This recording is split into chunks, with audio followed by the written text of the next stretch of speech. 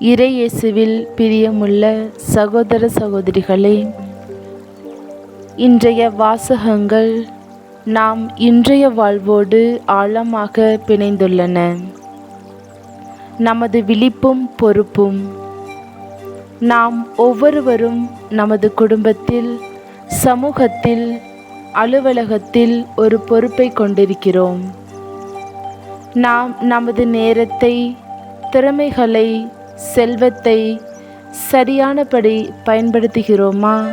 அல்லது ஆண்டவர் வர இன்னும் நேரம் இருக்கிறது என்று சோம்பேறித்தனத்துடனோ பாவ நாட்டத்துடனோ வாழ்கிறோமா? நம்முடைய கைபேசிகள், கண்கள், நாக்கு இவை பாவத்திற்கான கருவிகளாக இருக்கின்றனவா? அல்லது நீதிக்கான கருவிகளாக பயன்படுத்துகின்றனவா என்று யோசிப்போம். நாம் திருச்சட்டத்தின் பயத்தின் கீழ் இல்லை, ஆனால் அருளின் கீழ் இருக்கிறோம்.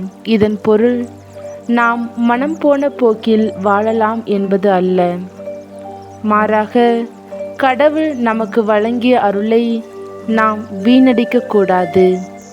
பாவத்திலிருந்து விடுதலை பெற்றவர்கள் மீண்டும் பாவத்திற்கு அடிமையாக முடியுமா? ஒருபோதும் கூடாது. நீதியின் அடிமைகளாகவே நாம் வாழ வேண்டும்.